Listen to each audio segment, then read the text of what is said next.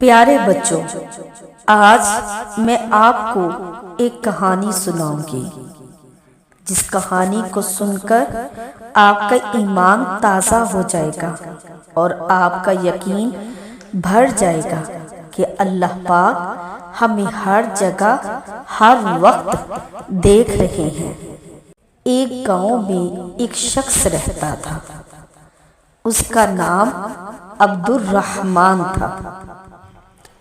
عبد الرحمن کے 3 بیٹے تھے اور تینوں اپنے والد محترم سے بہت پیار کیا کرتے تھے، اور عبد الرحمن بھی اپنے بیٹوں سے بہت پیار کرتا تھا۔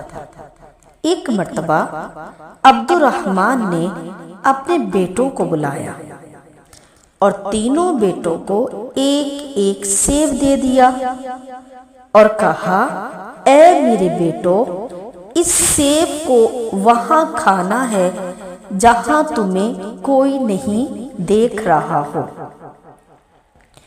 اور جو میرا بیٹا ایسی جگہ کھا کر آئے گا تو میں اسے ڈھیر سارا انعام دوں گا۔ تینوں بیٹے بابا سے وعدہ کرتے ہیں۔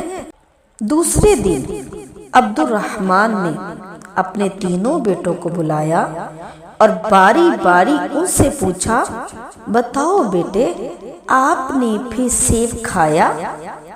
تو سب سے پہلے سب سے بڑے بیٹے اللہ نے کہا، میں نے بابا ایسی جگہ کھایا ہے جہاں مجھے کوئی نہیں دیکھ رہا تھا۔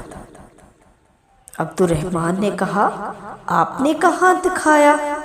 کہا کہ میں نے ایک درخت کے پیچھے جا کر کھایا اور وہاں کوئی مجھے دیکھ نہیں رہا تھا۔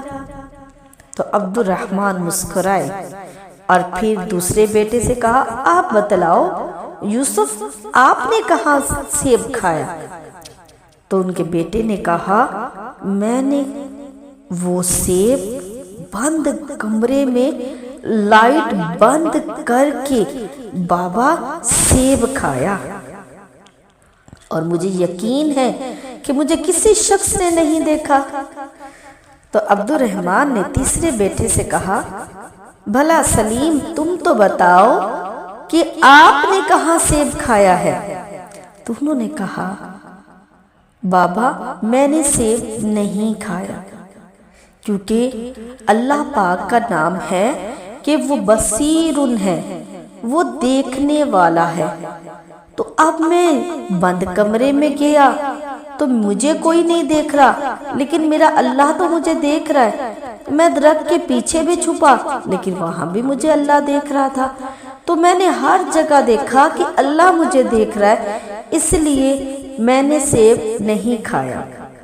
تو عبد الرحمن اپنے سب سے چھوٹے بیٹے سلیم کی اس عقل مندی پر بہت خوش ہوا اور اس کو انعام دیا۔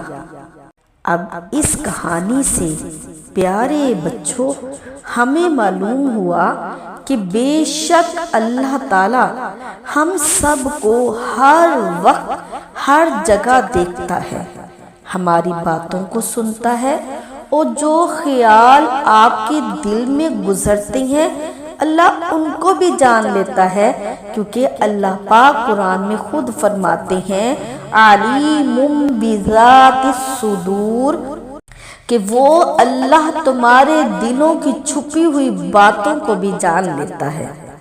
اس لیے ہمیں چاہیے کہ ہم ہر وقت اللہ تعالیٰ کی اطاعت کریں، اللہ تعالیٰ کی نافرمانی سے بچیں اور اللہ کے سارے احکامات پر عمل کریں، اور ہمیشہ وہ کام کریں جس سے اللہ پاک راضی ہو جائے۔